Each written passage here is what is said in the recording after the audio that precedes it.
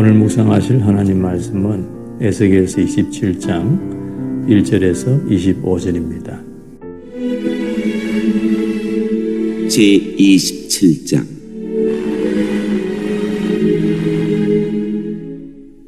두로에 대한 애가.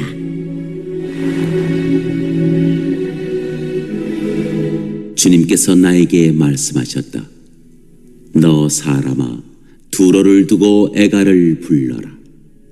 저 바다 어귀에 자리 잡고 해안 민족들과 무역하는 자야, 나주 하나님이 하는 말을 들어보아라. 두로야, 너는 스스로 말하기를 너는 흠없이 아름답다고 하였다. 내 경계선들이 바다의 한가운데 있고 너를 만든 사람들이 너를 흠없이 아름다운 배로 만들었다. 스닐산의 잣나무로 내 옆구리의 모든 판자를 만들고 레바논의 산에서 난 백향목으로 내 돛대를 만들었다. 바산의 상수리나무로 내 노를 만들었고 키프로스 섬에서 가져온 회양목에 상아로 장식하여 내 갑판을 만들었다. 이집트에서 가져온 수놓은 못으로 내 돛을 만들고 그것으로 내 길을 삼았다.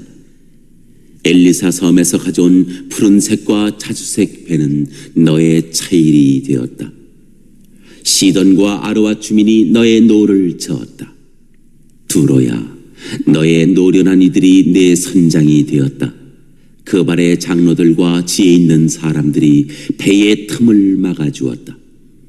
바다의 모든 배와 선원들이 내 안에서 너의 물품들을 거래하였다. 페르시아와 리디아와 리비아의 용병들이 내 군대에 들어와 전사가 되었다. 그들이 배 안에 방패와 투구를 걸어놓아 그들마저도 내 영화를 빛냈다. 아르와 사람들과 내 군대가 내 사면 성벽 위에 있고 용사들이 내 망대들 속에 있어서 내 사면 성벽에 그들의 방패를 걸어놓았으니 그들마저도 내 아름다움을 온전하게 하였다. 너에게는 온갖 물건이 많기 때문에 스페인이 너와 무역을 하였다. 그들은 은과 쇠와 주석과 납을 가지고 와서 너의 물품들과 바꾸어 갔다. 야완과 두발과 메색이 바로 너와 거래한 사람들이다. 그들이 노예와 녹그릇들을 가지고 와서 내 상품들과 바꾸어 갔다. 도갈마 족속은 부리는 말과 군마와 노새를 끌고 와서 내 물품들과 바꾸어 갔다. 드단 사람들도 너와 거래한 사람들이다. 많은 섬이 너와 무역을 하였다. 그들은 상아와 흑단을 가져다가 물건값으로 내게 지불하였다. 내가 물품이 많기 때문에 시리아도 너와 무역을 하였다. 남보석과 자주색 배와 수놓은 천과 가는 배와 산어와 홍보석을 가지고 와서 내 물품들과 바꾸어 갔다. 유다와 이스라엘 땅 사람들도 너와 거래를 하였다. 그들은 민닛에서 생산한 밀과 과자와 꿀과 기름과 유향을 가지고 와서 내 물품들과 바꾸어 갔다. 너는 물건이 많고 생산한 물품도 많기 때문에 다마스쿠스도 헬본의 포도주와 자르의 양털을 가지고 와서 너와 무역을 하였다. 워단과 야완도 우잘에서 쇠와 계피와 창포를 가지고 와서 내 물품들과 바꾸어 갔다. 드다는 말을 탈 때 안장에 깔아놓는 천을 가지고 와서 내 물품들과 바꾸어 갔다.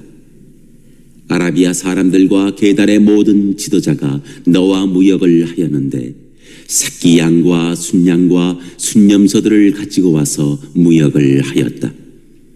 스바와 라마의 상인들도 너와 거래를 하였다. 그들이 최상품의 각종 향료와 각종 보석과 황금을 가지고 와서 내 물품들과 바꾸어 갔다. 하란과 간네와 에덴과 스바와 아시리아와 길맛 상인들이 너와 거래를 하였다.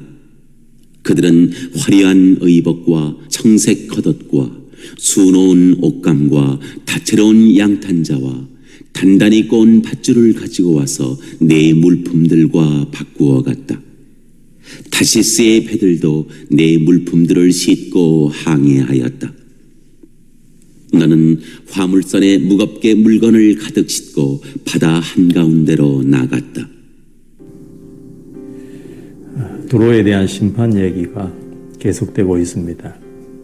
다른 민족들이나 나라에 비해서 내용이 아주 깁니다. 무려 76절이나 되는 긴 분량인데, 이것은 당시 그 지역에서 두로가 가지고 있던 막강한 위상 때문이었던 것으로 보입니다. 그런데 하나님은 에스겔에게 이렇게 말씀하십니다. 두로를 두고 애가를 불러라. 애가라는 것은 슬픈 노래 아니겠습니까? 그걸 불러라, 그 말입니다. 이것은 우리에게 이 슬픈 노래를 들으면서 이것이 우리를 향한 노래가 되지 않도록 주의하라는 의미가 있을 것입니다. 두로는 지정학적으로 바다를 낀 당시의 중요한 거점이었습니다. 배들이 오가며 정박하는 상업의 중심지였을 뿐만 아니라 땅 자체가 본토가 있고 더불어서 한 800m 떨어진 곳에 큰 섬으로 이루어진 덩어리가 있었기 때문에 좀처럼 함락하기 어려운 그런 구조를 가지고 있습니다. 그리고 그들이 바다의 전쟁에 능했기 때문에 어느 누구도 감히 그 두로를 넘보지를 못했습니다. 그래서 나중에 두로가 멸망하게 됐을 때 주변국들 모두가 의아해했던 것을 우리가 알고 있습니다.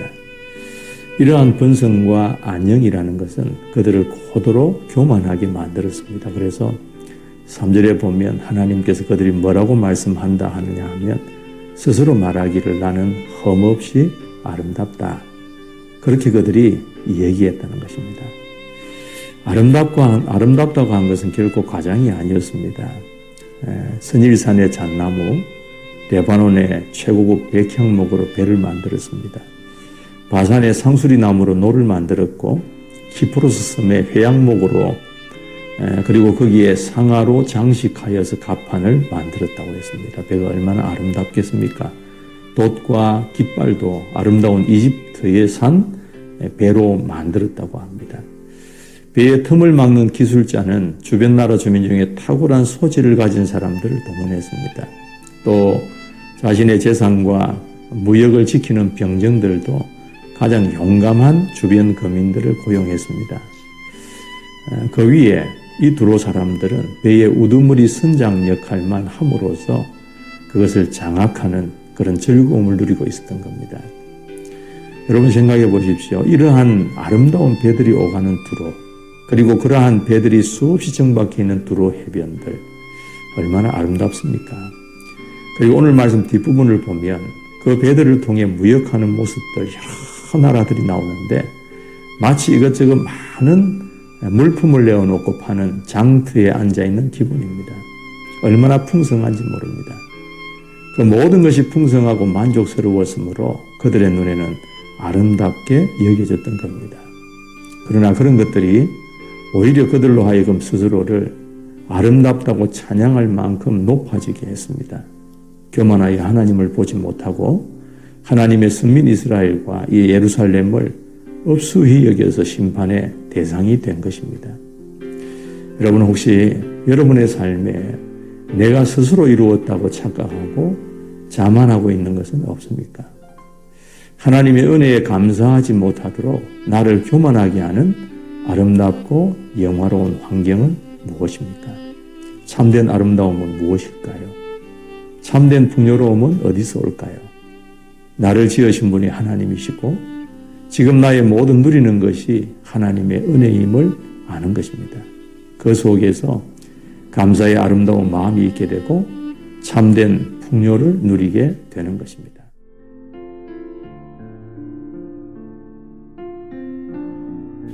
오늘 묵상하신 말씀과 관련된 어떤 성도님의 한 간증을 들려드리겠습니다.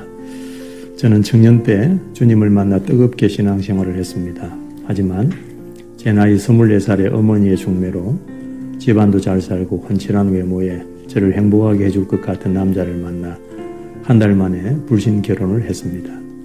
이후 남편과 교회 다니며 딸과 아들을 낳고 예전도회 회장을 하며 부족함이 없으니 스스로 온전히 아름답다고 여기며 살았습니다.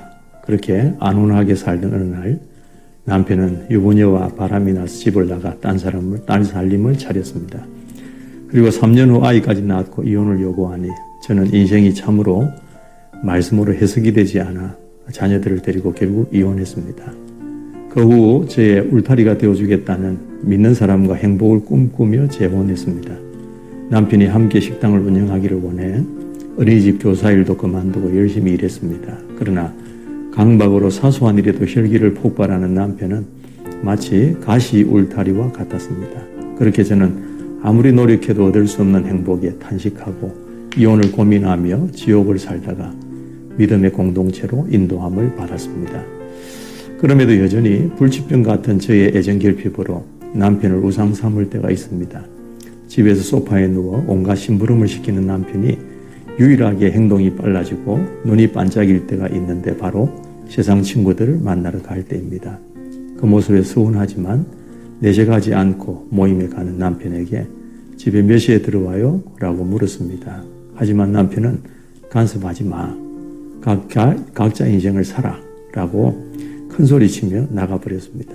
그리고 그 한마디에 제가 가치 없는 존재로 느껴져 우울의 늪에 빠졌습니다. 하지만 이렇게 KO패를 당한 제게 성도들이 지혜자들이 되어 사건을 말씀으로 해석해 주었습니다. 또한 감정을 표현하지 못하는 저를 위해 울고 기도해 주는 병정처럼 목장 식구들이 곁에 있어 힘을 낼 수 있었습니다.